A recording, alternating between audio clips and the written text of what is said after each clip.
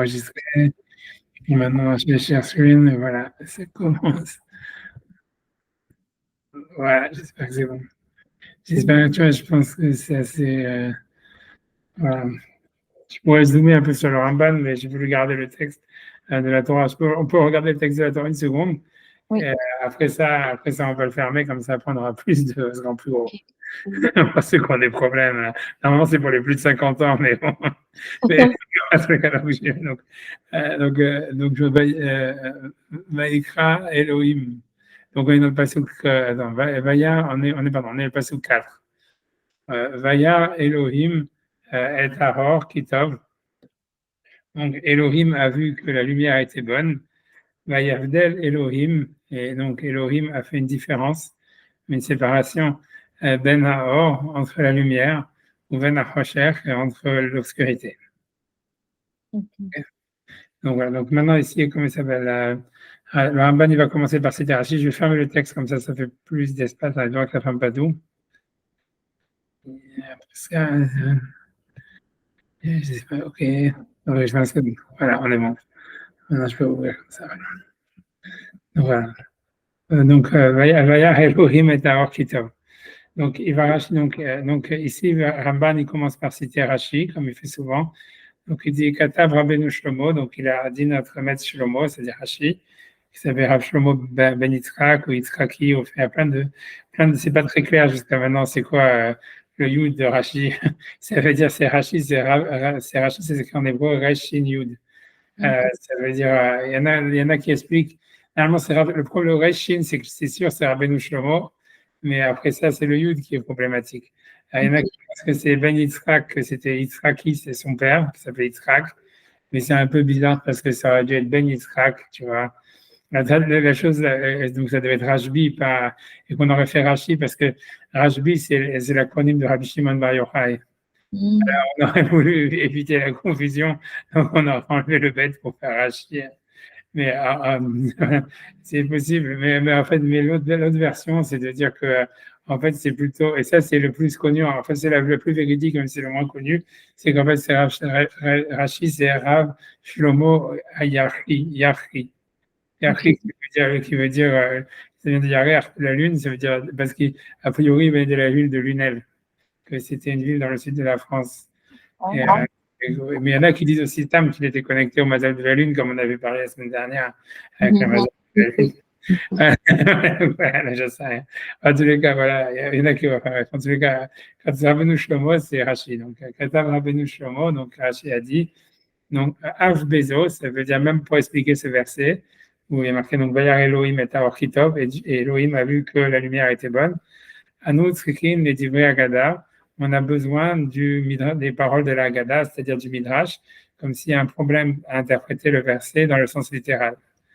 Parce que l'idée, à mon avis, c'est qu'est-ce que ça veut dire? J'imagine que Rachid, son problème, c'est quel est le sens littéral même du verset et Dieu a vu que la lumière était bonne. Tu vois, je veux dire, a priori, ça ne veut rien dire. J'imagine que c'est aussi simple que ça. C'est pour ça qu'il a voulu expliquer un Midrash. C'est-à-dire, tu vois, ça veut dire pourquoi. Ils ont regardé que ouais, c'est ça.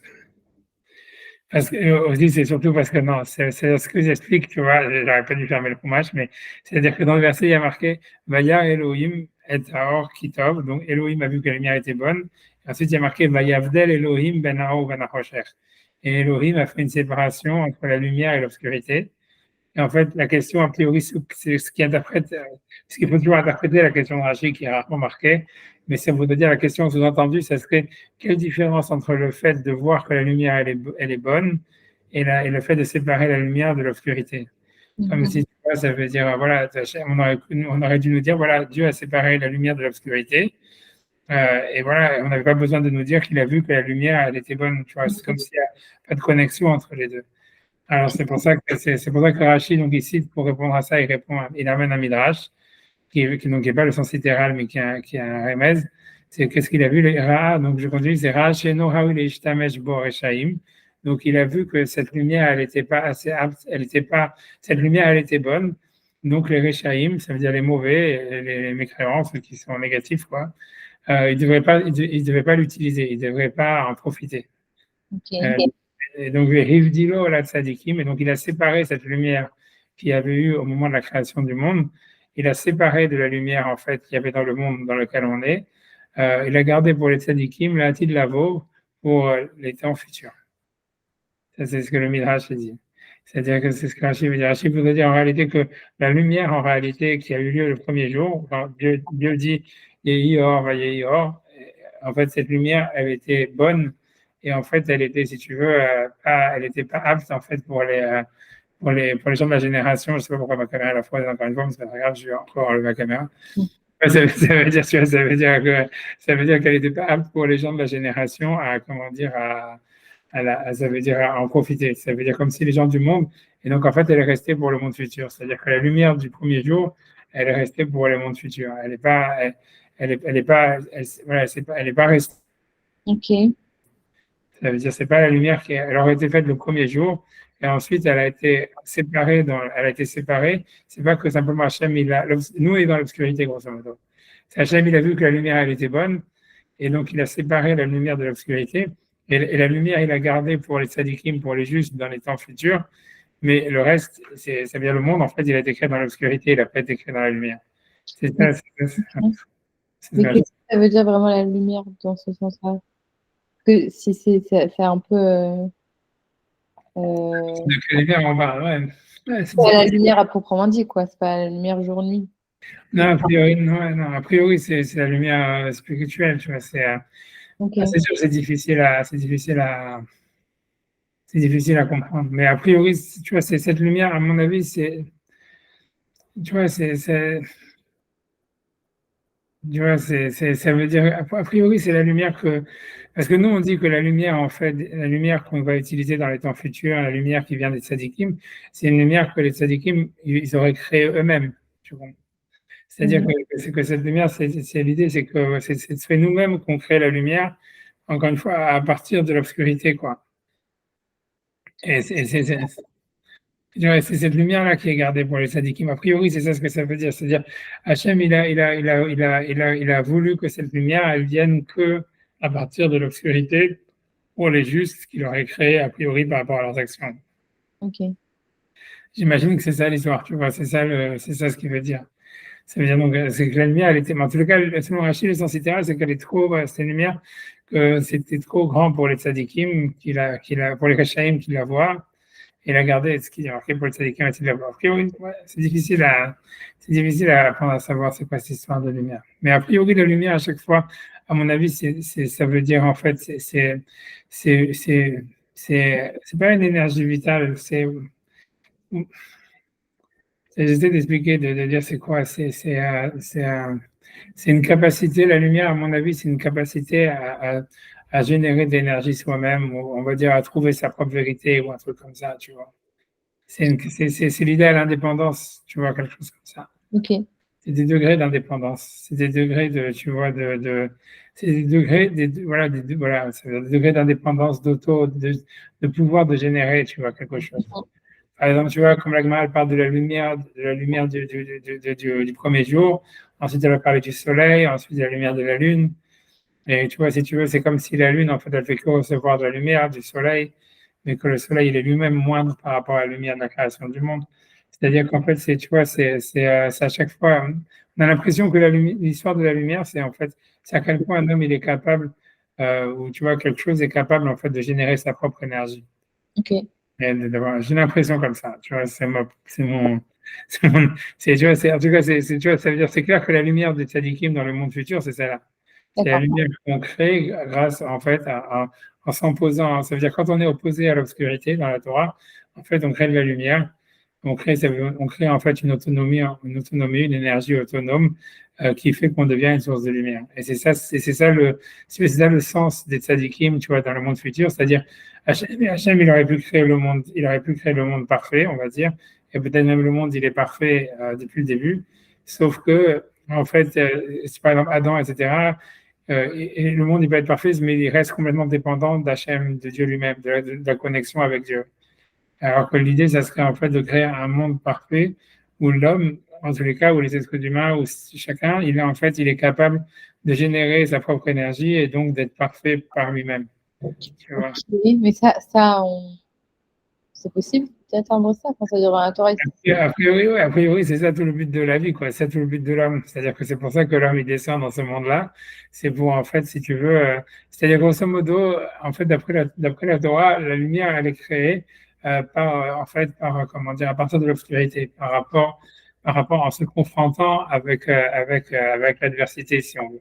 Par exemple, tu vois, c'est si jamais quelqu'un, on va dire, tu vois, quelqu'un il est paresseux et il veut pas aller, je sais pas, il veut pas aller à la synagogue ou j'en sais rien, tu vois, alors tu vois, ça veut dire c'est quand il va s'opposer à sa paresse et qu'il va aller à la synagogue ou qu'il va étudier ou j'en sais rien, qu'il va faire des mitzvot, en fait, il a créé de l'énergie. Ça veut dire, ok, il s'est battu contre son corps, contre lui-même, contre son énergie. Mais en fait, si tu regardes, en fait, quand quelqu'un il fait ça, tu vois, je dis toujours le même exemple, c'est l'exemple le mieux, le plus simple avec ça, c'est la gymnastique. C'est si quelqu'un, par exemple, il dit, ouais, ok, je suis fatigué, je vais pas aller faire la gym, mais tu vas sur le treadmill ou n'importe quoi, tu commences 5 minutes, 10 minutes, et au bout de 20 minutes, en fait, l'énergie, c'est toi qui l'as créée. Et d'où est-ce qu'elle est venue, cette énergie? C'est parce qu'en fait, tu t'es combattu ta nature, tu t'es combattu ta paresse. Et plus tu vois, tu génères, en fait, donc ça, si tu veux, ce qui se passe à la gymnastique, c'est d'après, ça veut dire, si tu veux, d'après la Torah, c'est ce qui se passe à chaque fois qu'un homme il est confronté en réalité à une adversité dans le monde matériel. Que ce soit une adversité morale, que ce soit une lutte, tu vois, un truc comme ça, quand il est confronté à des épreuves. Et en fait, toutes les épreuves, elles sont là normalement pour justement, pour que c'est une opportunité qu'Hachem il donne à l'homme, en fait, de faire jaillir la lumière, tu vois. Et donc, ça serait ça ce qu'il veut dire, tu vois. Donc, et que donc cette lumière, en fait, qui est au début de la création, elle n'est pas atteignable, en fait, de premier abord. Non, ça veut dire elle atteint, en fait, quand on devient un tzaddik dans les mondes futurs. C'est-à-dire, c'est une lumière qui vient de l'obscurité. C'est ça ce qu'il voudrait dire. Hachem, il a vu que la lumière, elle était bonne, et il a dit, voilà, c'est pas bon pour les Rechaim de l'utiliser, puisque, a priori, tu vois, ça voudrait dire, grosso modo, ça veut dire Israël Rechaim, quoi qu'il arrive, tu vois, j'imagine. Et, un truc comme ça. C'est possible aussi. C'est-à-dire ce concept c'est-à-dire, c'est quoi être Rechaim, quoi? Ça veut dire. Après, dans la lumière. Malheureusement, ça veut dire, tu vois, ça veut dire d'après, en réalité, si tu regardes dans la Bible, d'après la tradition que nous on a, si tu veux, tous les Rechaim, ils étaient dans la lumière. C'est-à-dire, tu vois, tu vas prendre l'exemple même d'Adam, si tu veux. Tu vois, c'est un rachat vraiment, mais tu vois, il va manger le fruit de la connaissance, etc., alors qu'il est dans le jardin d'Éden. Tu vois, etc. C'est la même chose, si tu veux, quand on parle de Ishmaël ou n'importe quoi, même si Ishmaël, encore, on va pas dire clairement qu'il est un sadique, qu'il est un rachat, mais quand on va parler de Esav ou des frères qui ont vendu Yosef ou tout ça, tu vois, c'est un truc que les chrétiens, ils n'ont jamais compris. C'est pour ça qu'ils ont lu la Bible comme étant, tu vois, un truc complètement insultant sur les Juifs, parce qu'eux, ils voient les Réchaïm comme étant des gros méchants, tu vois, c'est-à-dire qu'ils sont, tu vois, des monstres, quoi. Alors qu'en fait, que dans la Torah, en fait, le monde réel, il nous le montre, même surtout, tu vois, surtout chez les Juifs, que tu vois qu'en réalité, voilà, et, tu vois, les Réchaïm, c'est pas des gens qui sont dans l'obscurité, ça veut dire, être un rachat, c'est pas être, je sais pas, moi, tu vois, une brute épaisse, tu vois, je veux dire, tu vois, peut-être que le Hamas, peut-être, mais c'est pas vraiment, ça veut dire, j'en sais rien, c'est pas ça, tu vois, être un rachat, tu vois, un rachat dans la Torah, ça parle de gens qui, tu vois, qui ont un niveau spirituel, qui ont une connexion avec Dieu, qui ont la prophétie, tu vois, Bilam, il a la prophétie, tu vois, Adam Arishon, il communique avec Dieu, Caïn, quand il tue Abel, il communique avec Dieu avant et après le meurtre, comme si, tu vois, donc ça veut dire, c'est Ok. Mais du coup, c'est quoi la limite? Enfin, je sais que c'est pas forcément le sujet ici, mais quand est-ce qu'on bascule dans le côté Rechaim? C'est-à-dire tout le monde faute en vérité, même les tzadikim, non? Ouais, non, c'est pas ça. Ouais. Ah, c'est une bonne question. Tu vois, c'est une bonne question. Non, tu vois, c'est pour ça, c'est difficile, c'est difficile. C'est difficile, c'est une bonne question, c'est une bonne question. Mais c'est pas clair, tu vois, tu vois, c'est-à-dire. Okay. Tu vois, c'est-à-dire que tu vois, a priori, tu vois, à mon avis, tu vois, honnêtement, je pense que tu vois, il n'y a que la personne elle-même qui sait, tu vois. Je pense que d'un autre côté, tu vois, c'est très compliqué, mais en fait, c'est très simple. C'est-à-dire que quelqu'un, il sait au fond de lui-même, tu vois, quand est-ce tu vois qu'il fait le bien, quand est-ce qu'il fait le mal, tu vois, si tu vois, tu vois en fait quelle est la vérité, tu vois, ça veut dire, ouais, c'est une question d'honnêteté intellectuelle, quoi, grosso modo. Ok. Mais voilà, mais c'est dire les Réchaïm, tu vois, on peut être rachat et dans la lumière.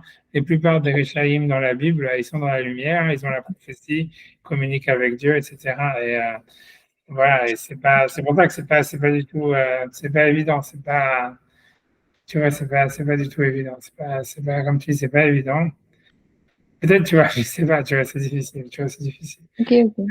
Tu vois, whatever, tu sais, I don't know, c'est compliqué, ça veut dire, je pense, whatever, c'est pas, alors, non, c'est une bonne question que tu demandes, mais voilà, tu vois, a priori, en tous les cas, c'est une bonne question, c'est pas une question, c'est difficile, est-ce que c'est une question d'honnêteté avec soi-même, est-ce que c'est une question tu vois, je sais pas, il y a aussi, c'est même,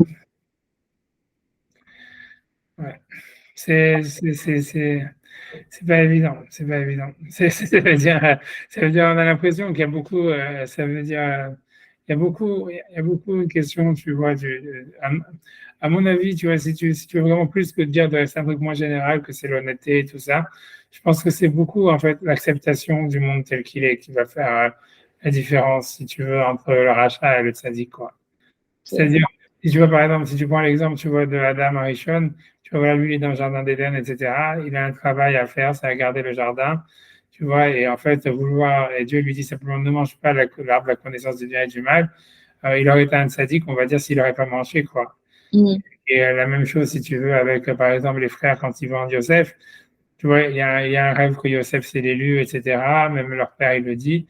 En fait, tu vois, normalement, voilà, tu acceptes la réalité que Yosef, c'est l'élu et que tu vas l'aider. Et puis voilà, tu acceptes ta place de numéro 2. C'est Ah la oui. même chose avec Ishmaël, avec Esav. Tu vois, en fait, à chaque fois, c'est des gens qu'ils acceptent pas tu vois, ils acceptent pas la réalité du monde, quoi. Ils veulent être à tout prix numéro 1, même si, en fait, ils savent très bien que c'est pas leur place. Et c'est évident, quoi, clairement, etc. Il y a Ok. beaucoup de ça, tu vois, il y a beaucoup de ça. Ok. Ok. C'est possible comme ça, c'est très possible. C'est une grande partie, en tous les cas, c'est une grande partie de l'histoire, quoi. C'est une grande partie. Je sais pas si ça englobe tous les Rechaïm, si ça tout le problème des Rechaïm, mais je pense que si tu fais ça, tu en as englobé au moins 70%, quoi. Ok. Mais, Ok. j'avance, tu vois. Donc, ok.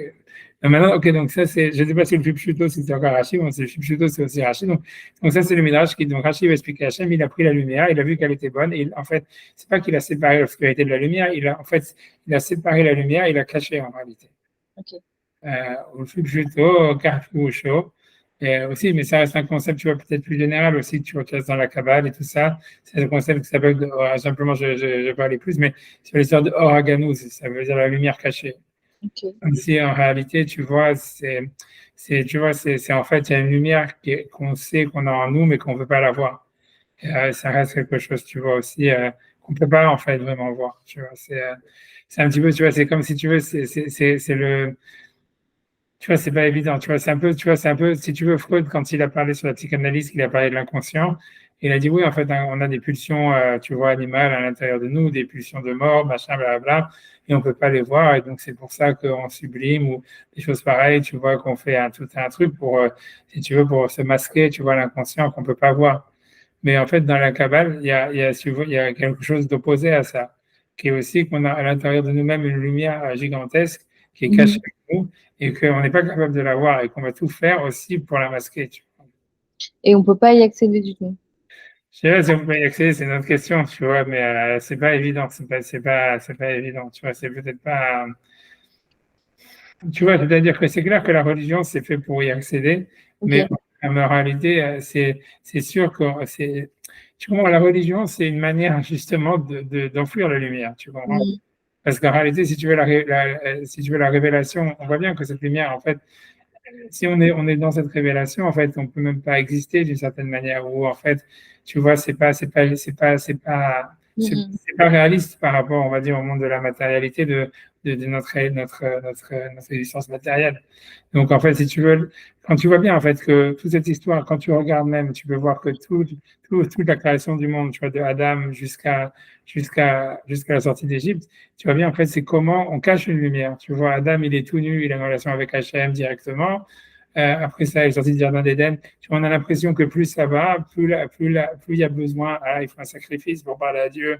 Après ça, Hachem dit Abraham va en Israël, fait ici. Tu vois, c'est plus Hachem lui demande de faire des choses, ou plus l'homme il se sent en tous les cas obligé de faire des actions pour se connecter au divin, plus en réalité il s'éloigne de la lumière cachée, tu vois. Et que d'une certaine manière, mais et tu vois, il y a une conscience de ça dans la Torah. Tu vois que si tu veux que comme si tu vois chaque acte religieux et que le don de la Torah en réalité, tu vois, c'est vraiment quand les Juifs sont en Égypte complètement assimilés, ah, il faut leur donner la Torah.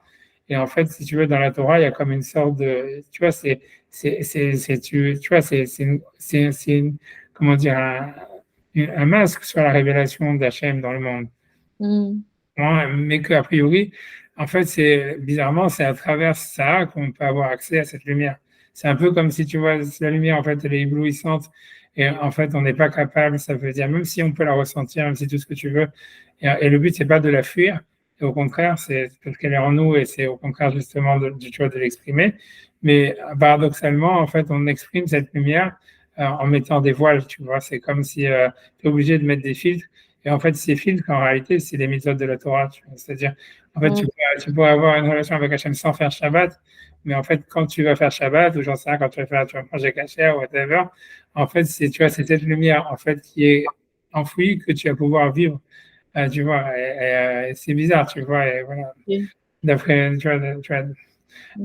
d'après même les Mekoubalim, ça veut dire la nourriture cachère, par exemple, ou tous ces trucs-là, ou le Shabbat et tout ça, c'est pas les jours où la spiritualité est la plus forte, c'est au contraire là où la spiritualité est la moindre, mais c'est en fait à travers, c'est les seuls endroits où justement, à cause de ça, on peut avoir accès à la spiritualité. Ça veut dire que si tu veux, dans les autres jours, la spiritualité est tellement dévoilée qu'en fait, on a du mal, on peut pas avoir, on a beaucoup de mal à y avoir accès. Et tu vois, c'est pour ça que le Shabbat, en réalité, tu vois, c'est paradoxalement, si tu regardes dans les Midrashim, tu vois, pour apprendre cette histoire-là, c'est que la Gemara, elle pense que dans les Midrashim, tu verras ça, que l'homme, en fait, il est vraiment au niveau maximum de sa spiritualité. C'est quand il travaille et quand tu vois, et voilà, qu'il travaille, quoi, quand il travaille, pas quand il fait rien, tu vois. Mais alors, pourquoi on te dit, ah, voilà, Shabbat, parce que tu vois, quand l'homme il travaille, il s'associe à Hachem dans la création du monde et tout ce que tu veux. Mais tu vois, alors pourquoi, en fait? Mais l'idée, c'est que, et donc, normalement, quand un homme il travaille, il est vraiment collé à Dieu, tu vois, d'après les Midrash. Mais il est normalement dans un niveau de écoute, ça veut dire d'être, tu vois, d'aspiration, tu vois, d'être collé à Hachem, maximal, en fait, dans ce monde-là. Tu vois bien que Yaakov, par exemple, tu vois, il est berger, il travaille jour et nuit, etc. Et c'est à travers ça qu'il vit la proximité avec le divin. Et donc, ça veut dire que la proximité avec le divin, en réalité, elle se vit en fait à travers le travail. Alors, pourquoi on te dit, ah voilà, Shabbat, c'est le jour le plus saint, il ne faut pas travailler, etc. Parce qu'en réalité, nous, on n'est pas capable en fait de sentir la hauteur du niveau spirituel qu'on atteint quand on travaille. On voit ça au contraire comme un truc complètement mondain, parce qu'en fait, on est overwhelmed, ça veut dire on est dépassé par si tu veux, par la Kedusha d'une certaine manière, mais en fait, le Shabbat, en ne travaillant pas, etc., comme c'est un jour, tu vois, où le mazal est spécial, etc., ou qui n'est pas propice au travail, quoi qu'il arrive, donc en fait, ce jour-là, justement, on peut avoir accès au divin parce que justement, la lumière, elle est plus voilée, et en ne travaillant pas, en fait, on a, tu vois, cette idée qu'on peut connecter avec le divin. Et avec ça, après ça, on peut ressentir du divin même dans les jours de la semaine. Tu vois, c'est un truc comme ça. Ok. Et la notion de travail, c'est n'importe quel travail? Que nous, à notre niveau, c'est un peu... Oui, c'est n'importe quel travail. Tu vois, c'est c'est ce qu'on fait aujourd'hui. Quand on a un job derrière les ordinateurs, je sais pas. Non, je suis d'accord. Je sais pas hein, si c'est spécifié ou pas, mais... Non, c'est parce qu'a priori, c'est ça le tikkun, tu vois. C'est-à-dire qu'en fait, comme encore une fois, c'est comme la lumière, elle vient de l'obscurité et tout ça. Et en fait, ça veut dire que les situations physiques, si tu veux, l'idée générale, tu vois, d'après la Torah, encore une fois, d'après la Kabbale, c'est que, et surtout d'après la Torah, si tu vois, c'est pour ça que c'est complètement opposé, en fait, tu vois. Je ne sais pas comment, tu vois, dans la méditation indienne et tout ça, mais c'est qu'en réalité, la Kedusha, la véritable sainteté, tu vois, la Kedusha, le fait de se sentir uni avec Hachem et tout ce que tu veux. En réalité, c'est dans le monde vraiment de la matière, c'est dans le monde, tu vois, vraiment de l'action physique. Et je pense que même chez les, je pense que même chez les moines tibétains, il y a un truc comme ça, parce qu'aussi, ils travaillent la terre, ils plantent des choses et tout ça. Ouais. Tu vois, mais que tu vois, et que l'idée, et quel que soit le travail physique, ça veut dire que, d'après la Torah, c'est si Hachem t'a mis derrière un ordinateur, ça veut dire que ton corps, à ce moment-là, à cet endroit-là, à ce moment-là, son tikkun, c'est de travailler sur l'ordinateur.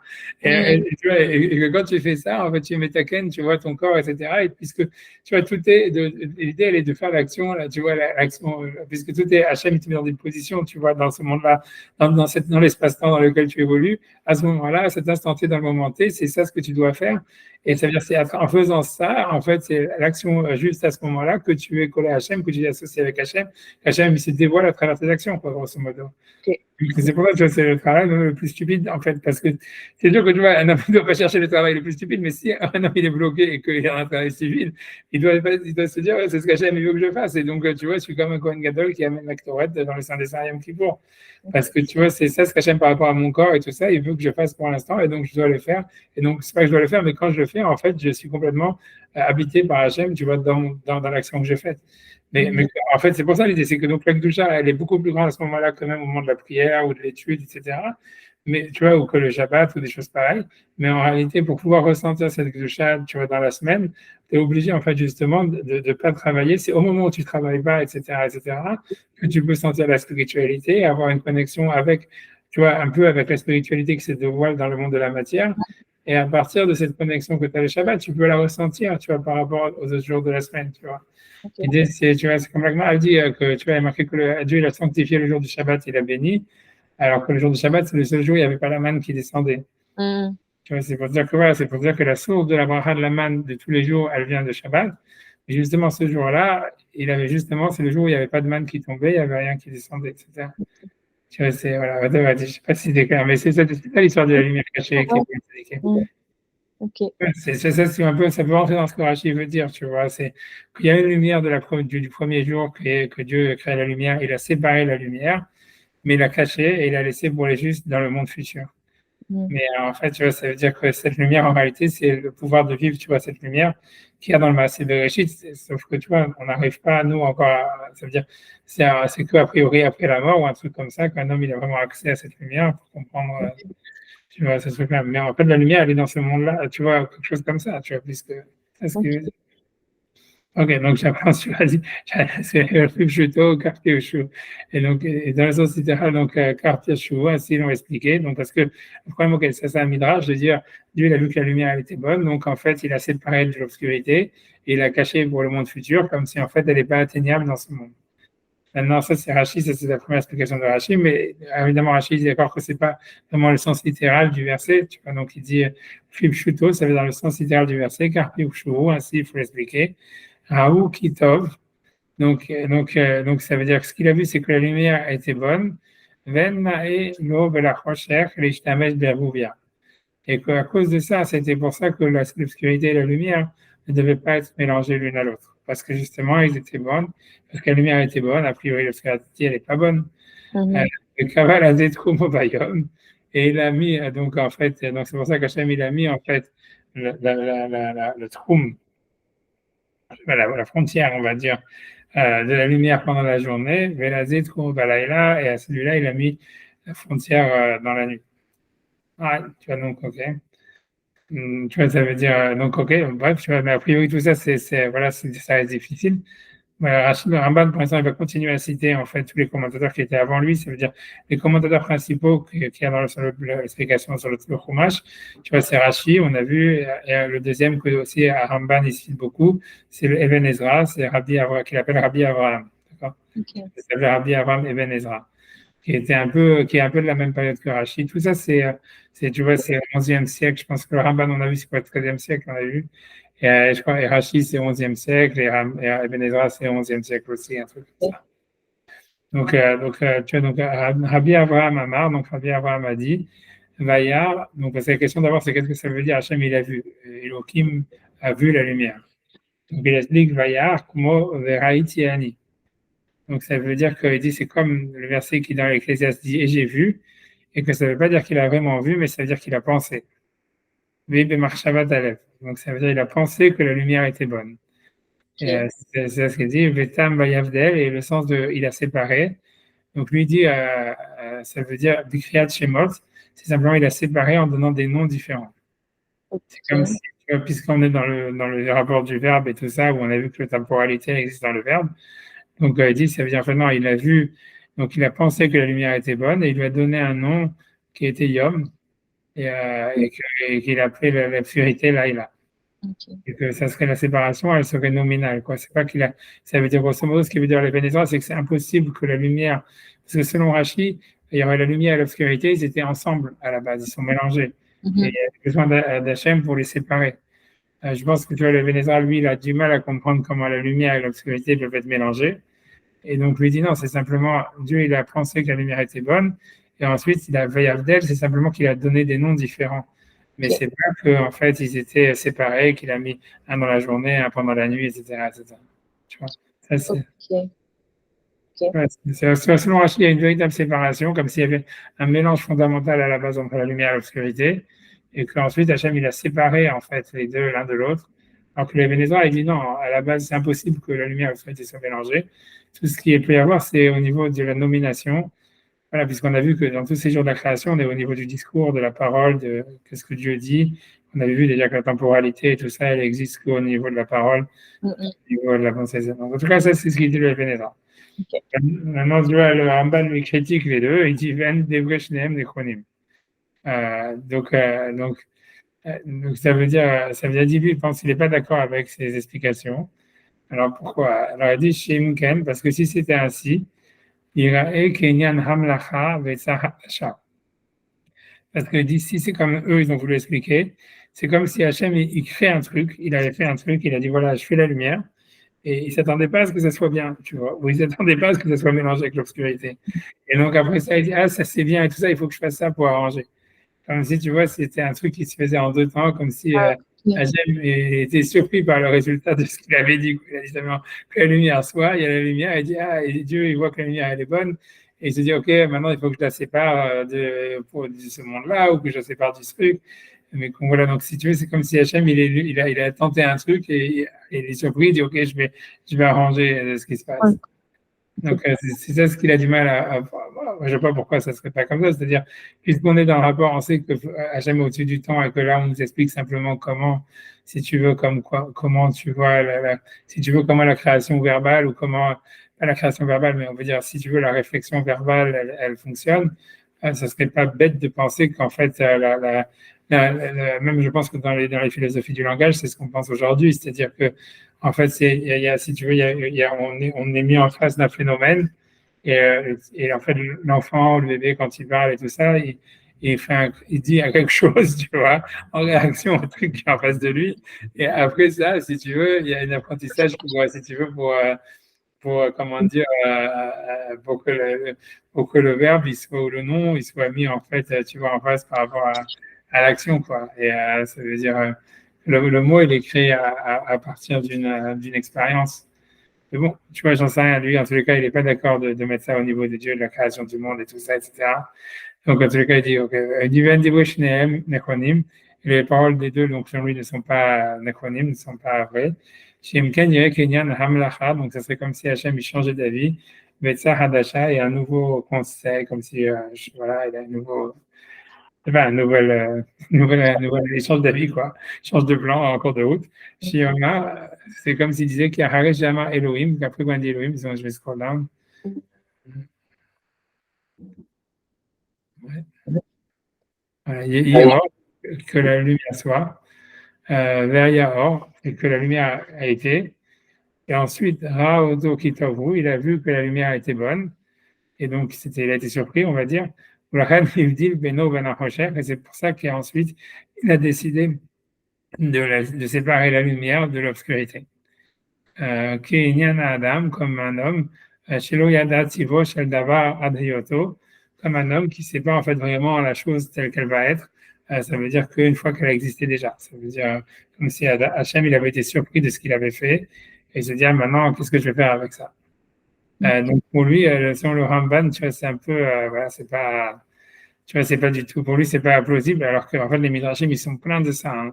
Ça veut dire que l'Agmara dit que tu vois, par exemple, quand l'Agmara elle parle, le passage qui va dire sur, c'est-à-dire des fois on voit clairement, par exemple ici quand il dit que Hachem dit que la lumière soit, la lumière fut, il a dit qu'il y a des bêtes qui existaient, mais des fois, par exemple, il y a marqué, il y a marqué que, il y a marqué, je vais te dire, il y a marqué, je vais essayer de retrouver, je vais revenir après ça. J'aurais pas dû fermer le passage, donc moi je vais le rouvrir. C'est-à-dire que des fois, Hachem il dit que quelque chose soit, et c'est pas la même chose qui a, tu vois, tu vois, ça veut dire,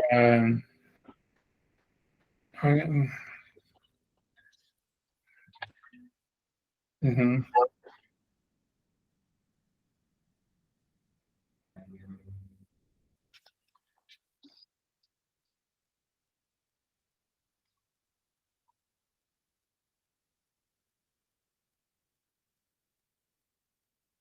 Ah non, voilà, ici dans le verset, donc, je vais essayer je vais ouvrir une autre fenêtre, je vais pas, 2 secondes, j'arrive. C'est pour dire, en fait, tu vois, ça veut dire dans les Midrashim, etc., on voit comme si Hachem, en ce qui concerne en tout cas la manière dont le récit du Bereshit il est ramené, il y a des surprises, quoi, au niveau d'Hachem. Par exemple, tu vois, si tu vas je vais arriver 2 secondes, si on va dans le verset 11, je vais arriver, tu vois. C'est difficile à comprendre avec ce qu'on nous dit habituellement de Dieu, quoi. Oui, non, c'est sûr, mais c'est sûr qu'Hachem il est au-dessus du temps, mais à partir du moment où on nous parle de la, si tu veux, de la création du monde, Mm, tu vois, ça veut dire, et qu'en fait, voilà, on dit qu'il dit des choses et des choses pareilles, on comprend bien en fait que, pas dire que c'est une allégorie, mais en fait, c'est une manière en fait de comment est-ce que nous, une fois, c'est tel que comment la présence divine, elle s'exprime, tu vois, dans l'espace-temps, tu vois. mm. C'est ça ce qu'on donc c'est bon. Donc en fait, c'est pas étonnant, c'est comme tu vois, comme on a vu avant, comme Narmanide il avait dit, il y a un Maaseh Bereshit en bloc au début, un Maaseh Bereshit en bloc à la fin. A priori, tu vois, ça c'était l'idée de la pensée, l'idée de l'action. Et au milieu, il y a l'idée de la parole. Et alors, c'est clair que tu vois, on ne sait pas c'est quoi la parole de Dieu, tu n'en as aucune idée. Mais qu'en fait, c'est pour nous dire que notre Neshama, tu vois, c'est comme si la Torah elle exprime comment est-ce que cette unité, on va dire monolithique, éternelle, etc., de l'unité de Dieu, en fait, si tu veux, elle s'exprime dans la création de l'univers. Donc, à partir de ce moment-là, tu vois, ça veut dire, c'est pas étonnant que, voilà, on attribue, c'est-à-dire qu'on attribue à Hachem, tu vois, ça veut dire des choses, tu vois, ça veut pas dire que Dieu, il n'était pas au courant, c'est ce que tu veux, mais ça veut dire que dans son interaction avec l'espace-temps, en fait, oui, il y a eu, tu vois, si tu veux, il y a eu il y a du, tu vois, on peut dire des changements d'idées, mais ça veut dire, c'est comme si, tu vois, tu vois, c'est un peu, on a l'impression que c'est plutôt comme quand quelqu'un, comme on dit, il taille un diamant, tu vois, c'est-à-dire, tu vois, quand tu tailles les diamants, on te dit, tu vois que tu sais jamais à l'avance comment tu vas tailler le diamant. Tu fais la première arête, et quand tu fais la première arête, tu dis, ah voilà, l'arête, elle a fait ça, donc où je fais la deuxième. Après, où je fais la troisième. Tu vois, ça veut dire, c'est en cours de route, tu vois, c'est que tu. Ok. Mais voilà, mais tu vois, ça veut dire en réaction à comment le truc il se truc. Tu vois ce que je veux dire? Je voulais citer 2 secondes, je te montre si j'arrive à faire ça. Tu vois, d'ici 2 secondes, 2 secondes. Tu vois, encore une fois. Parce que j'ai vraiment à chaque fois des points. 2 secondes, j'arrive, 1 seconde, 1 seconde, 1 seconde. Ouais. Ça arrive. Euh, voilà. Je fais ça là. J'espère que ça marche. Donc, voilà, je sais pas si tu vois. Mais en tous les cas, tu vois, là, je suis revenu, je suis dans Bereshit. Tu vois, où il y a marqué Vayomer Elohim. Donc, Elohim, il a dit Taché arrête déchets, que la terre, elle produise donc si tu veux, du gazon, on va dire, tu vois, de la végétation. Ok. Estève Mazriazera, ça veut dire une plante, tu vois, de l'herbe qui produit des graines. Etsperi, un arbre fruitier. Océperi, qui fait des fruits, des minot, suivant son espèce. Achazar Obo, qu'on aura planté à la arête, sur la terre. Vaïchain, et ce fut ainsi. Tu vois, bref, je ne sais pas, on le fera ça après. Mais ce que je veux te montrer un exemple, tu vois, si tu regardes dans Rachi, parce que la question est de savoir qu'est-ce que ça veut dire un etsperi, un arbre fruitier qui fait des fruits. Tu vois, etsperi, océperi. C'est hyper répétitif, tu vois. Ouais. Alors, tu vois, Rachid va expliquer, tu vois, donc Rachid explique qu'à la base, chez Tam Aetz qui Tam a pris. Ça veut dire qu'Hachem, quand il a créé le monde, il a demandé à la terre qu'elle fasse sortir des arbres qui fruitier que même les arbres, le tronc en fait de l'arbre, il soit comestible et qu'il est le fruit du fruit lui-même. Tu vois, Ok. et que et ça veut dire que les arbres, ils n'ont pas voulu faire ça parce qu'ils se sont dit si on est comestible, ça le Midrash il est plus explicite, eh ben, tout le monde doit nous couper et puis on va disparaître. Tu vois. Ok. Donc par souci d'autoprotection, ils ont poussé en ayant un tronc non comestible et en faisant pousser des fruits qui eux sont comestibles. Ok. Mais c'est contrairement à ce que Hachem il avait dit, si tu veux. Si tu veux, donc ça te montre qu'il y a des surprises.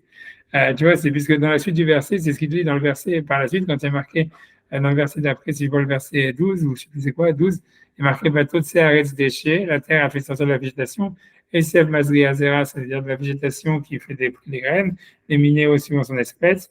Et ensuite, il y a marqué Vetz Oseperi, il y a marqué un arbre qui fait des fruits. Il n'y a pas marqué Etz Peri Oseperi, un arbre qui et donc, parce qu'en fait, tu vois, les arbres, eux-mêmes, par protection, ils n'ont pas suivi l'ordre divin. Ils n'ont pas, tu vois, ça veut dire Dieu, il a dit quelque chose, et puis c'est autre chose qui est sorti, quoi. Mais tu vois, c'est ce que Rachid dit, tu vois, il explique, il dit, t'as m'as sauvé, qui était impérieux. Ok. J'avais et elle n'a pas fait comme Hachem a demandé. Et là, bah, aussi, arrête, osé péri. La terre, elle a sorti un fruit, la terre, elle a fait sortir des arbres qui font des fruits. Mais le fruit, l'arbre lui-même, il est non comestible. Il n'était pas. Ok. Et Rachid continue, il dit, les fichas, c'est pour cela que Shinit Kalela Adam, c'est quand l'homme, il a été maudit après avoir mangé de l'arbre du fruit, à l'avono sur sa faute, Nifreda Gamhi, ça veut dire la terre aussi, elle a été maudite, puisqu'on dit là-bas, Dieu, il dit, je maudis la terre à cause de toi. Et tu vois, tu peux te poser la question de savoir pourquoi la terre, elle est maudite, elle n'a rien fait de mal. Elle a Ouais. dit, non, en fait, si, elle avait déjà, depuis le début, elle avait transgressé le commandement divin qui était de faire sortir des arbres fruitiers qui sont comestibles. Et donc, si tu veux, la terre, elle n'a pas écouté ce que Hachem il avait dit, et elle a sorti des arbres dont le tronc n'est pas comestible. Et donc, Hachem, quand Adam il a fauté, il a aussi maudit la terre à cause de la faute qu'elle avait faite, tu vois, de ne pas produire des arbres qui sont comestibles, tu vois. Ok. Non, mais tu vois, ce que je veux dire, pourquoi je cite ça comme exemple pour dire que, tu vois, que Narmanide, il dit quoi, comment c'est possible que Hachem, il dit que la lumière soit, et que finalement, c'est quelque chose d'autre qui les surpris. Ah, la Oui. lumière, elle est bien, je vais la séparer, tout ça. Je veux dire, voilà, on voit dans le Maaseh Bereshit, ça c'est un exemple, mais j'imagine il y en a d'autres, où en fait, tu vois, c'est Hachem, il est réactif, quoi, à ce qui se passe. C'est comme s'il dit quelque chose, puisqu'en fait, on voit qu'il y a une matière qui a été créée et que Elohim, en fait, il envoie de l'énergie sur la matière et ça crée des choses.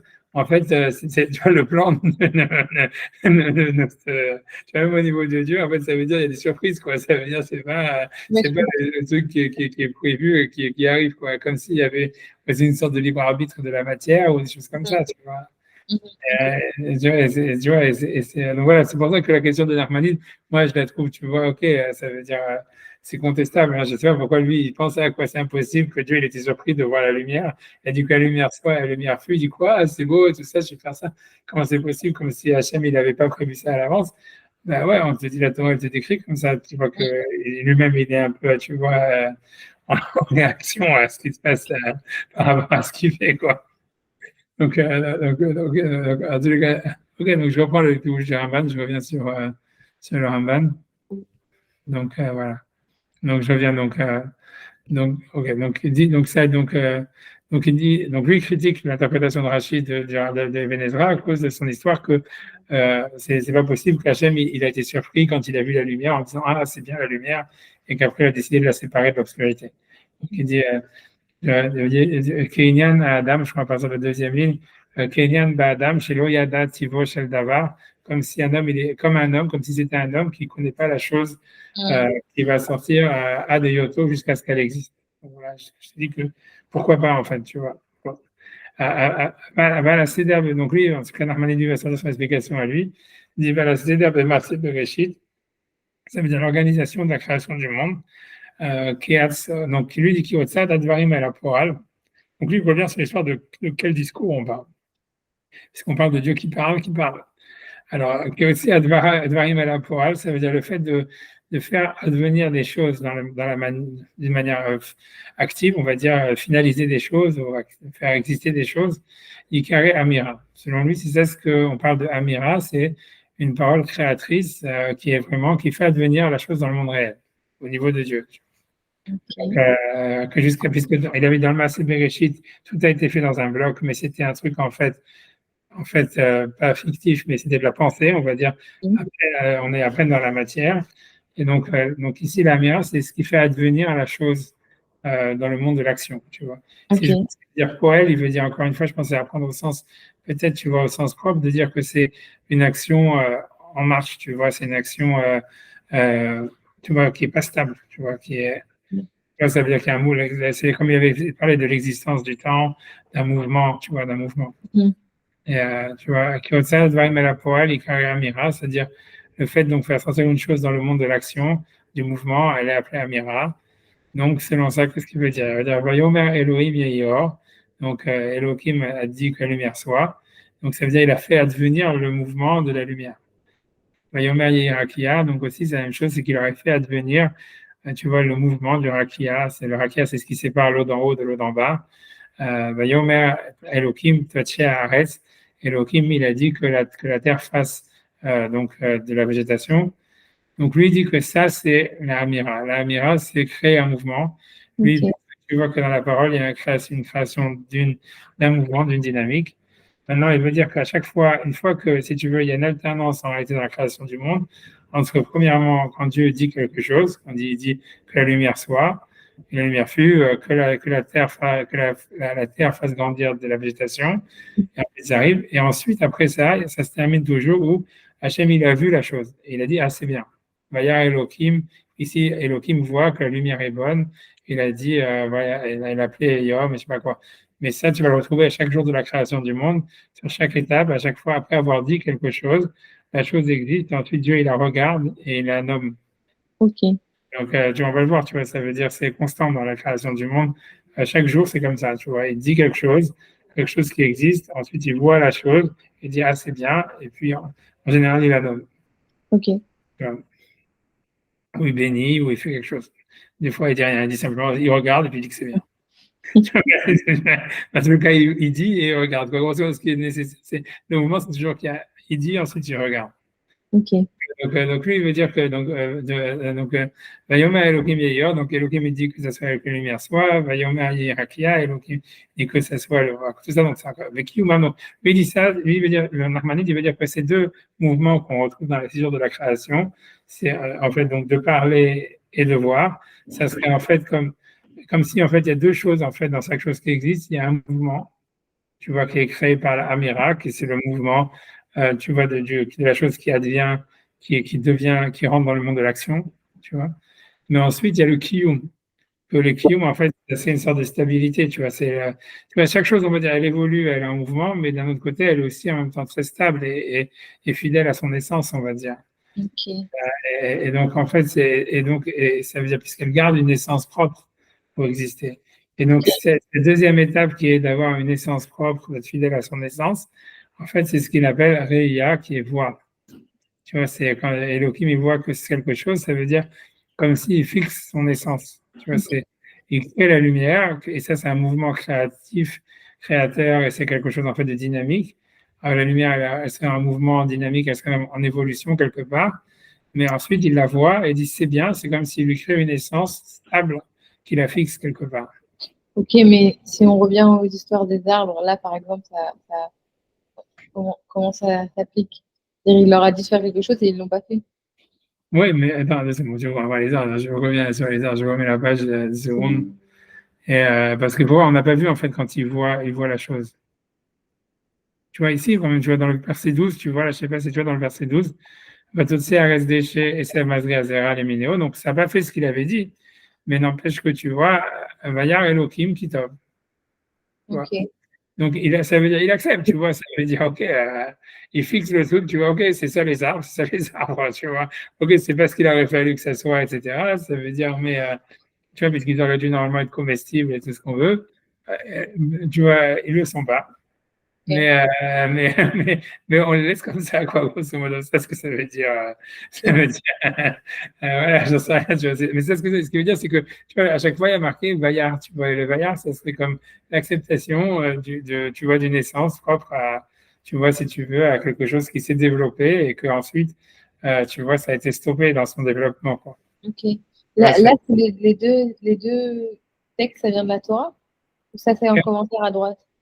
Quel texte tu veux dire? Celui À droite, quand il développe droite, sur. droite c'est Rachi, à droite c'est Rachi. Ah, ok, d'accord, d'accord. Tu vois, ça c'est le texte de la Torah, ça c'est Rachi, je t'avais mis dans le commentaire de Rachi. Ça c'est le commentaire de Rachi. Ok, d'accord. Ok. Ouais, ça dépend à droite de. Je sais pas pour toi si c'est la même chose que moi, ou je sais pas si toi c'est à droite ou à gauche. Moi, c'est parce que chez moi, c'est à gauche, j'ai la Torah, j'ai le texte, tu vois, Genesis 1, c'est le texte de la Torah. Et Ok. après, Ok. à droite, j'ai Rachi, tu vois, c'est parce que j'ai voulu garder. Parce que c'est Rachi qui citait ce midrash, je veux dire que ça s'est pas passé comme il a dit. Mais on le voit Ok. des versets, tu comprends, puisque, tu vois, donc, tu vois, mais voilà, mais en tout cas, à chaque fois, ce qu'on retrouve, tu vois, ce qui est commun dans les 6 jours de la création, c'est qu'il dit, il y a quelque chose qui se passe, et ensuite il voit. Ok. Et tu vois, la je veux dire, ça veut dire, c'est créer un mouvement, et ensuite, si tu veux, stabiliser une essence. Tu vois, un petit peu comme, tu vois, c'est comme, tu vois, c'est ce que tu vois, les gens ils vont critiquer sur Darwin et tout ça, c'est-à-dire, l'idée, c'est que tout le monde est d'accord, on voit que les espèces, elles évoluent, que tout évolue. Mais est-ce que, tu vois, on a vu maintenant un poisson devenir un oiseau? Tu vois, on n'a jamais vu ça, tu vois. C'est-à-dire, ça veut dire que chaque espèce, malgré tout, ça veut dire que Darwin, lui, il pense que oui, il pense que les poissons sont devenus des oiseaux. Mais tu vois, ça reste quelque chose complètement à prouver parce qu'en réalité, on voit que l'adaptation et l'évolution, tu vois, des choses, tu vois, des espèces ou n'importe qui, en fait, elle a une limite, tu vois, parce qu'à un moment, il devient plus fidèle à ce qu'il est. Il garde, tu vois, une sorte de Hmm. d'identité, tu vois, on ne sait pas pourquoi, tu vois, génétique, etc. Tu vois, il peut y avoir une adaptation d'une fleur, changer de couleur, changer de pétale, changer de racine, changer de ça, etc. Mais au bout d'un moment, si jamais tu vois, la fleur, elle a vraiment plus son écosystème Mhm. où elle peut truc, elle va pas se transformer en cactus, tu vois, elle va mourir et puis c'est terminé, tu vois, parce qu'elle n'est pas capable de s'adapter plus loin qu'à une certaine limite, tu vois, tu vois, Ok. tu comprends, c'est ça, et ça, ce que ça, si tu veux, c'est ce qu'on a harmonie, c'est à peu près ça ce qu'il veut dire, c'est, il y a un mouvement, c'est sûr qu'il y a une évolution, en fait, dans la création du monde, tu vois, même, tu vois, dans chaque chose, tu vois, comme si les végétaux, ils évoluent à partir de la terre, et c'est un mouvement évolutif, mais il y a un moment où, ça c'est quand Hachem dit Vayomer, tu vois, Taché à Eretz Déché, ou Vayomer Yehior, ou Vayomer Yehimerot, c'est comme si un mouvement évolutif qui est créé, qui va faire l'existence des choses, mais il y a aussi un moment, tu vois, une sorte de stabilisation de la chose, Oui. tu vois, qui l'empêche d'évoluer plus loin, tu vois, ou tu vois, qui lui donne des limites à son adaptation, à son évolution, tu vois. Ouais. Ok. Comme je dis, ça, c'est ce que Darwin, tu vois, il a pas. Tu vois, Darwin, il conteste ça. Tu vois, lui, il pense que c'est comme si l'évolution, elle est infinie. Et c'est complètement, tu vois, je sais pas, encore, il n'y a pas Odélia pour dire Ouais, oui ou non, j'en sais rien, mais tu vois, c'est intéressant de comparer ce que la Torah, comment elle entend la création et l'évolution, quoi, qui est donnée par la. ouais, non, mais c'est clair, on voit qu'il y a une évolution, puisque tu vois bien, ça peut être écrit en un. On te dit bien qu'il y a eu tout un bloc. C'est-à-dire comme si l'idée, elle pense qu'il y a eu un bloc avant, comme on a vu un bloc après, mais en Ouais. fait, il y a une évolution, etc., un mouvement. Les jours de la création, ils sont un mouvement, une évolution, tu vois, une chose à partir d'une autre, etc. Mais voilà, mais ça veut dire, en fait, c'est clair aussi que, en fait, on a l'impression, tu vois, qu'il y a c'est-à-dire que, tu vois, c'est pas l'origine des espèces, il y a des espèces qui évoluent, qui s'adaptent, etc. Mais en fait, on a l'impression, tu vois, que, à mon avis, tu vois, que c'est ça ce que ça veut dire, Dieu, il voit la chose telle qu'elle est et qu'elle reste dans une certaine stabilité. Ça Mm. n'évolue pas à l'infini, quoi. Ça veut dire, comme dire, un poisson, il ne devient pas un oiseau. Ok. Tu vois, ça veut dire à un moment, tu vois, j'en sais rien, tu vois, c'est vraiment la même chose, mais tu vois, dans la Torah, tu vas retrouver tu vois, la Torah, elle pense à l'évolution, elle croit en l'évolution, mais, tu vois, on va dire pas, ça veut dire pas au point de dire que, si tu veux, quand tu vas regarder, en fait, les Midrashim tels qu'ils décrivent, tu vois, la création de l'homme, on n'est pas encore là, mais Ouais. si tu veux, en fait, dans les Midrashim, Adam, en fait, il ressemble à un dinosaure, tu vois. Ok. Parce que tu vois, c'est parce que tu vois, on dit qu'il a une queue, on dit aussi qu'il est gigantesque, tu vois, ça veut dire qu'il a une taille, tu vois, complètement, tu vois qu'il fait, je sais pas, 25 mètres de haut, 30 mètres de haut. On Ok. voit, on dit qu'il a des écailles, on dit qu'il est palmé. Ah Ça veut ouais? dire, tu vois, donc c'est sûr, ça veut dire, parce que le premier, selon le Midrash, le premier être non palmé, c'est Noir. Ah Jusqu'à ouais. jusqu'à Noir, tous les hommes, les êtres humains étaient palmés. Mais tu vois, mais c'est ce que la Gemara pense, c'est que c'est des écailles, tu vois, puisque mais Ok. les écailles, selon on va voir que les écailles, elles ont été rajoutées à Adam quand il a été rejeté du jardin d'Éden. Et Ok. que, mais tu Mais vois, il ok. aurait été créé sans écailles, qu'il aurait ensuite eu des écailles, et qu'ensuite, tu vois, il met toujours, qu'il était palmé, etc., qu'il avait une queue, et qu'ensuite, il a perdu les écailles et les palmes, en fait, à partir de l'époque de Noé. Ça, si tu vas dans les Midrashim, c'est comme ça. Et aussi, tu vois, sa taille, elle s'amoindrit, tu vois. C'est-à-dire, la durée de sa vie aussi, elle descend complètement. Puisque d'après la Torah, au début, il vit 1000 ans, après 200 ans, après, il descend à 120 ans, etc. Donc, il y a une évolution claire, tu vois, ça veut dire de l'être humain. Mais si tu veux, l'idée, c'est que on te dit, voilà, peut-être qu'Adam Arishon, en fait, il ressemble à un dinosaure, tu vois, ça veut dire, c'est décrit comme ça, comme un tête gigantesque, tu vois, palmer tout ça, mais il est capable de parole, il est doué de la raison.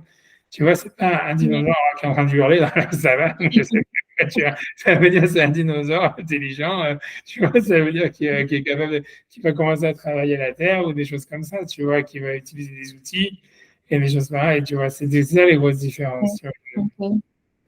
Mais, tu vois, ça veut dire, voilà, mais, enfin, bref, tu vois, mais peu importe, tu vois, mais en tous les cas, ce qui est sûr, en tout cas, ce que moi, de Narmanide, quand lui veut dire, pour venir à notre sujet à nous, quand il parle de Vayar et Elohim, ça veut dire qu'il aurait fixé, tu vois, des limites à l'adaptation et à l'évolution des espèces qu'on voit aujourd'hui, tu vois, je te dis, tu vois, si vous voulez, des espèces, elles sont capables de s'adapter, mais à une certaine limite, à un certain rythme, et en fait, parfois, elles décident de disparaître plutôt que de s'adapter, quoi. Ouais, et donc, voilà, donc j'avance, donc je reviens sur Narmanide. Hop, je reviens. Ok, donc j'y vais. Yama Elohim Yeyor, donc Elohim, voilà, ok.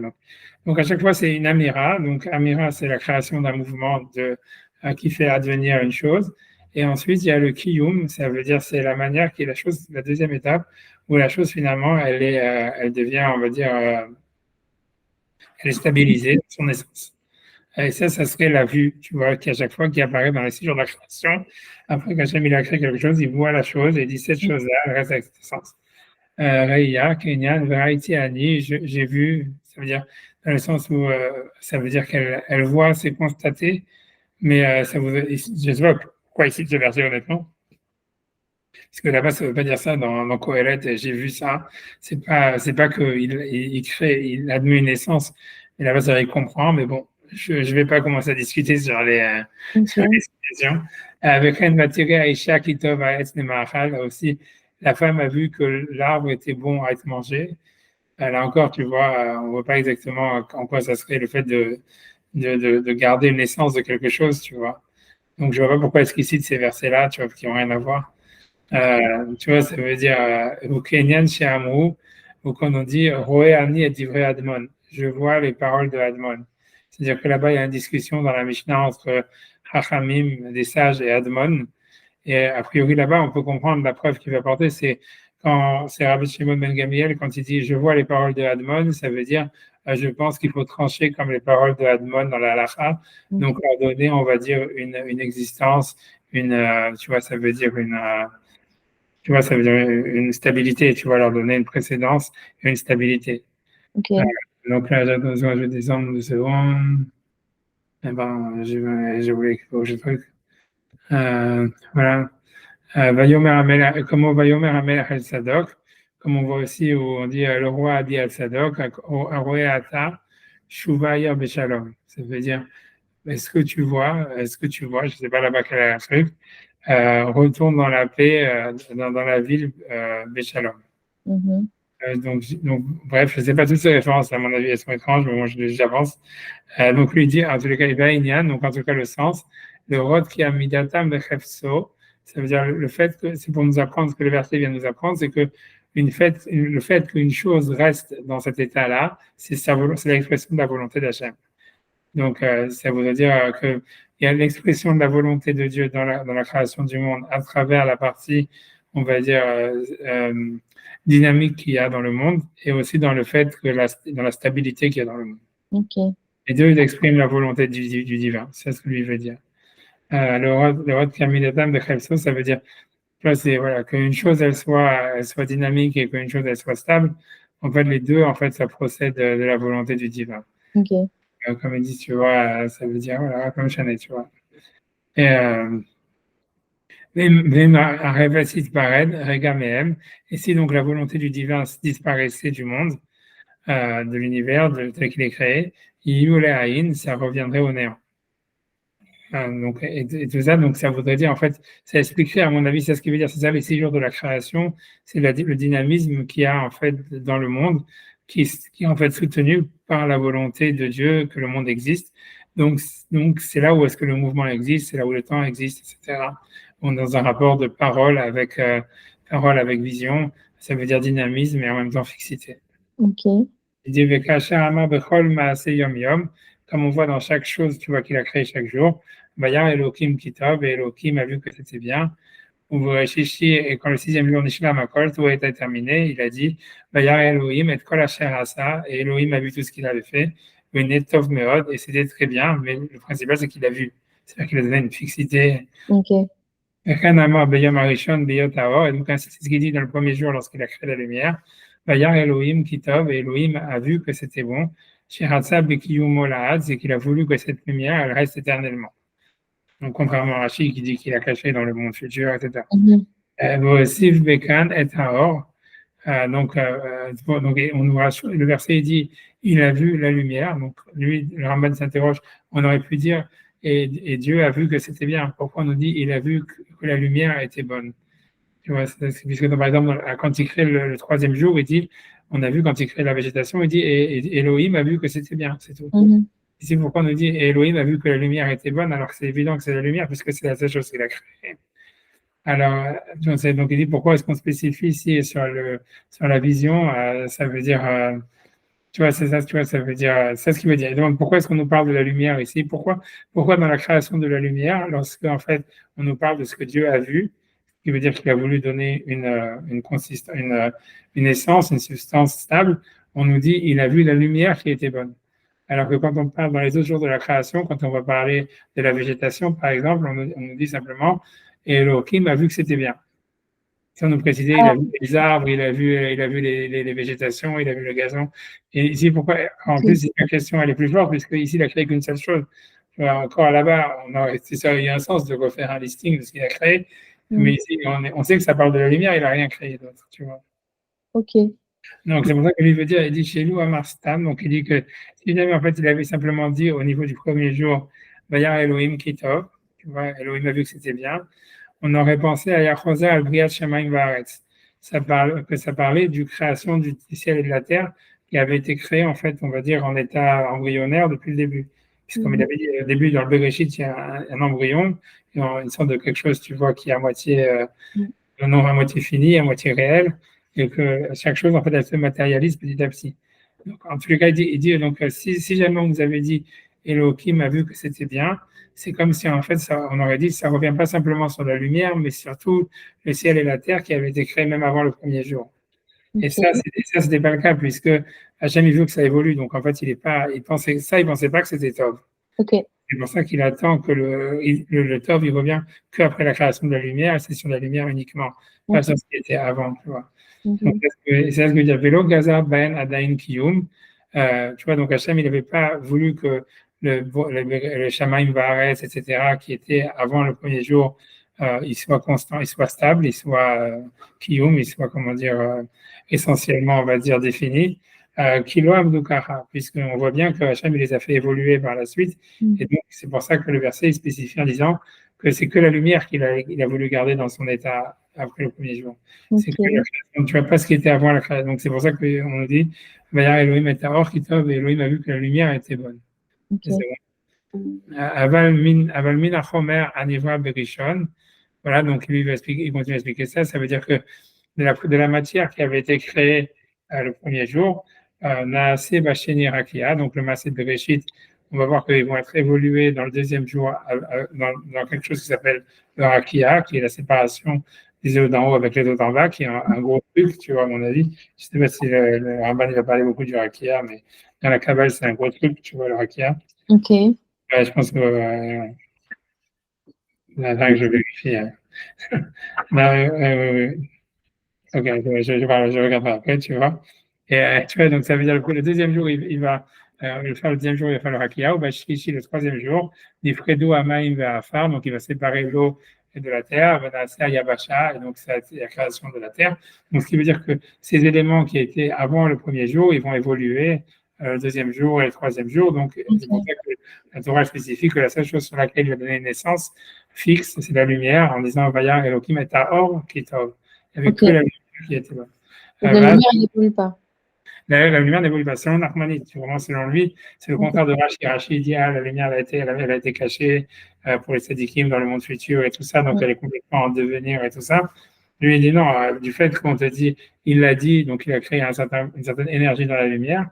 Ensuite, elle a été fixée par le Vaya Elohim, qui à chaque fois une vision qui veut dire la chose, elle est fixée comme étant, comme étant dans ce qu'elle est. Donc voilà, donc en faisant ça, il leur a donné une fixité. Mais pourquoi on nous dit la lumière uniquement, c'est parce que ce qui était avant le premier jour, ça n'a pas été fixé, puisque ça continue à évoluer le deuxième et le troisième jour. Par l'eau qui va être séparée, et aussi va se gazarder kiyum. Donc, et c'est uniquement le troisième jour, le troisième jour, quand il va séparer l'eau de la mer avec de l'eau de la terre et le hakia, c'est uniquement à partir du troisième jour que Hachem il va donc donner un kiyum, ça veut dire il va donner une fixité à ce qu'il y avait dans le massé de Réchit d'avant le premier jour. Le premier jour, il donne simplement une fixité à la lumière, comme tu dis, qui évolue pas, etc. Voilà, on a fini sur ce point. Je ne vais pas aller plus loin que ça aujourd'hui. Si tu as des questions, dis-moi si tu as des questions, des choses, dis-moi. Je ne crois pas, là, comme ça. Je réfléchis. Même si c'est pas sur ça, sur n'importe quoi, ça va, tout va bien. Oui. Non, mais on va faire après la création de l'homme. On a du chemin, on va y arriver, c'est le 6e jour. Au rythme, on va. C'est intéressant parce que j'avais jamais entendu cette histoire. Enfin, les écailles et la queue, oui, mais que c'est à partir de Noir qui. C'est un mirage. Je vais essayer de le retrouver une seconde. Je vais essayer de le retrouver une seconde. Laisse-moi une seconde. Après, si je ne trouve pas, je ne trouve pas. En fait, je pense que c'est sur le passou qui dit. On va voir, on va voir le moteur de recherche de Césarien, on va tester la qualité. Dans 2 secondes, et surtout Nahamenu, 2 secondes. Nahamenu.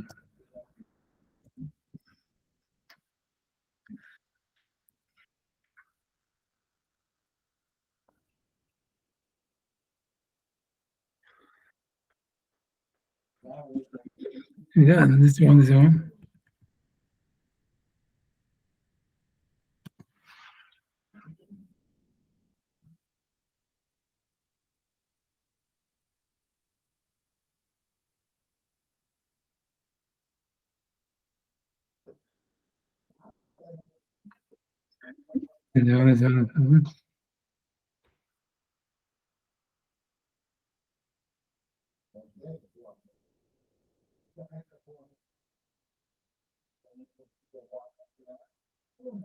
Une seconde.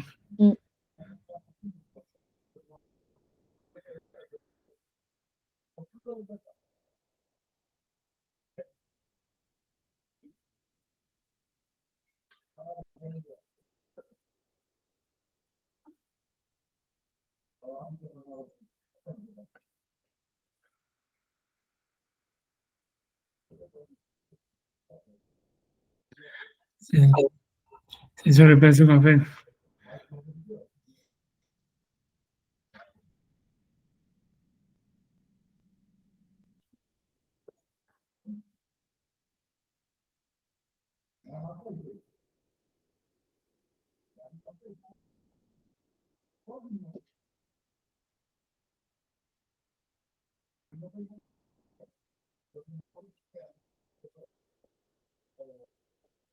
Pour l'instant, je ne suis pas trouvé. Je crois que c'est dans le Midrash là-bas. 2 secondes. Et maintenant, en plus, 2 secondes.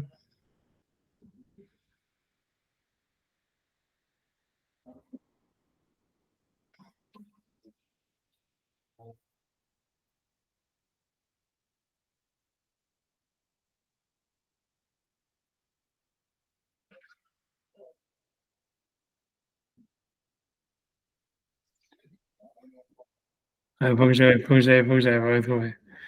C'est-à-dire, en fait, je me rappelle que c'est sur le passou qui a marqué, quand Noach il est né, il y a marqué que son père, il lui a dit, il appelait Noach parce qu'ils lui ont dit, Zeyenahamenu, celui-là, il va nous consoler, mais Itzpon Yadenu, ça veut dire de la. Je me rappelle que c'est sur ce passou-là que c'est dit, ça, je me rappelle. Alors, je vais te mettre ce passou si tu veux. Mm. C'est sur la naissance de Noach. Il y a marqué Vayikra et Shemon Noach. Il a appelé Noach. Ça veut dire, en disant Zeyenachamenu, celui-là va nous consoler, Imase Yadenu, de nos actions, ou Mitzvon Yadenu. Et ça veut dire de la difficulté du travail de nos mains. Mina Adama, de la terre, Asher Ereva Hashem, que Hashem avait maudit. Ok. Je pense, tu vois, Rashi là-bas, il dit simplement, Rashi, il va simplement dire que qu'est-ce que ça veut dire qu'il va nous consoler. Tu vois, ça veut dire Zeyinachamenu, Yanachmenu et Itzvan Yadenu. Tu vois, Rachid dit, ça veut dire celui-là va nous consoler de l'action de nos mains. Ça veut dire Yanachmenu et Itzvan Yadenu. Ça va enlever de nos mains. Ça veut dire la dureté de nos mains. Ça va enlever de nous la dureté de nos mains. Ok. Et Rachid dit, chez Noach, jusqu'à ce qu'il y avait Noach, Noach, il y a la Maharisha. Ils n'avaient pas en fait d'ustensiles pour creuser, pour la roche, pour faire pour labourer. Et lui, il a inventé, on va dire, des trucs pour labourer Ok. והייתה להם הארץ מוציאה קוצים ודרדרים שזורים חיטים.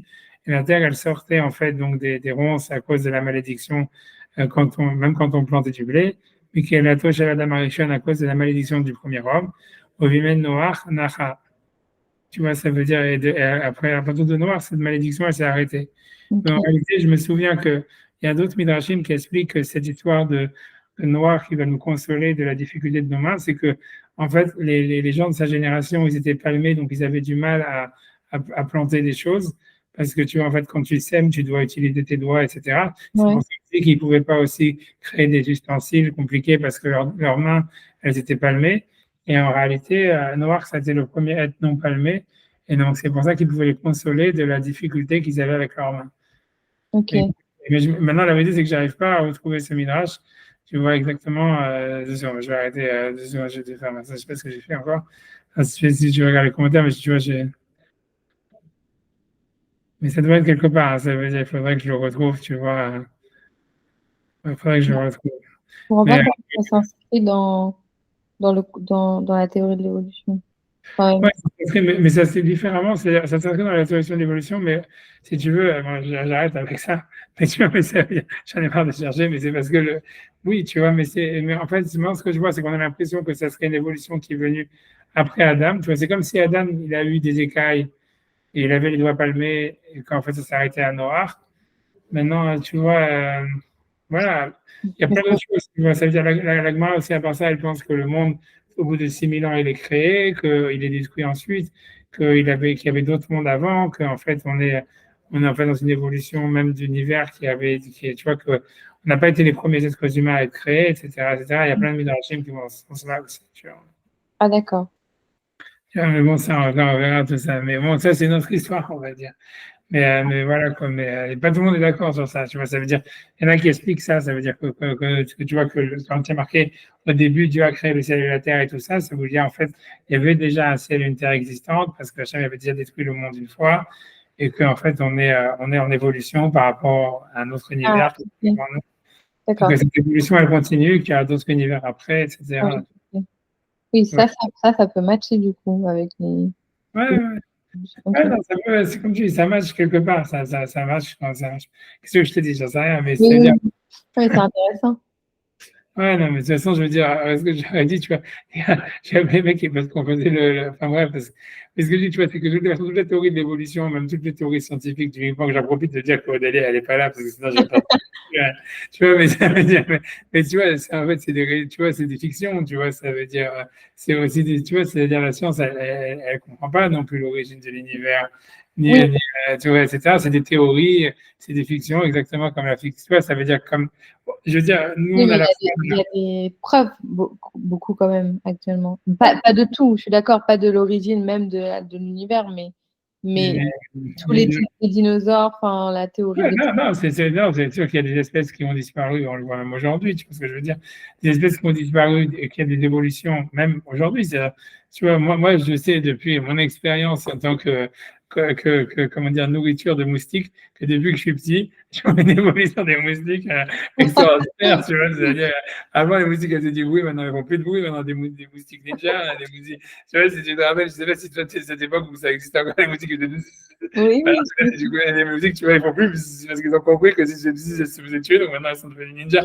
Mais ça veut dire, c'est un exemple sur des milliards, mais ça veut dire que de mon vécu, ça veut dire que moi-même, tu vois, j'étais des insectes autour de moi, dans les abeilles et machin, etc. Ça veut dire, c'est clair que les espèces, elles évoluent, même ça se voit avec les fleurs, avec des machins. Ça veut dire, quand moi j'étais aussi dans Paris, il y avait, tu vois, des trucs, des pissenlits, des machins tu vois, qui ne pouvaient pas pousser. Et puis elles ont commencé moi je le vois, à faire des racines qui peuvent pénétrer dans l'asphalte, quoi, des trucs incroyables. Et ça veut dire, moi, je l'ai vu de mes yeux vus, tu vois, en 400 ou 5 ans, comment des espèces et oui. végétales ou même d'insectes, tu vois autour de toi que les espèces, elles s'adaptent, elles évoluent. Il n'y a aucun doute sur ça. Mais la question est de savoir, tu vois, est-ce que tu vois, d'arriver à dire, ah oui, mais à la base, tu vois, les oiseaux, c'est des poissons, tu vois, qui ont commencé à Non, voler. mais par rapport C'est à l'homme, c'est-à-dire qu'on descend du singe et tout ça, c'est des trucs que dans la Torah, on trouve dans des mondes... on voit pas, non, tu vois bien que non, tu vois, puisqu'on te dit que tu vois que l'être humain, il a été créé, tu vois, ça veut dire, on a l'impression, tu vois, la Gemara, elle dit que les choses, elles ont été créées dans leur perfection, tu vois, ça veut dire dans leur, le chromatane, ça veut dire, tu vois, ça veut dire chaque espèce, les espèces ont clairement disparu, ont évolué, l'être humain, l'espèce humaine a clairement évolué, puisqu'on te dit, ils n'avaient pas les mêmes longévités, ils n'avaient pas la même taille, ils n'avaient pas la même taille, et ça, c'est décrit dans les Midrash, dans la Torah.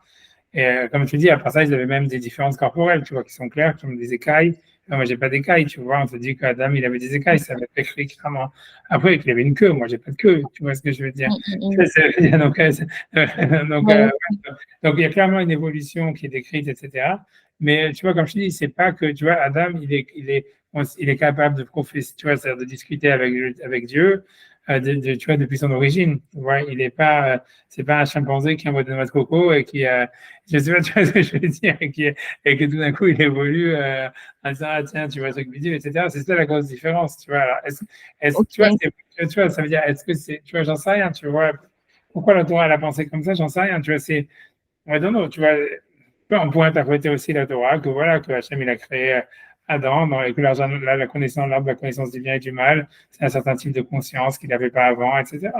Tu vois, ça veut dire, c'est aussi possible, tu vois, d'interpréter comme ça dans la Torah. Mais voilà, maintenant, le sens littéral, a priori, en tous les cas, c'est que l'homme, il a été créé, tu vois, doué de parole et doué de conscience, et que ce don de parole et de conscience, c'est quelque chose, tu vois, qui vient, qui est un cadeau, tu vois, ça veut dire une spécificité de sa relation au divin qui est depuis le moment de la création, quoi. Ok. Mais c'est possible que ce soit venu par étapes, tu vois. Je veux dire, tu vois, la Torah, elle n'est pas contre la science, tu vois. Ça veut dire, on peut interpréter la Torah par rapport à la science.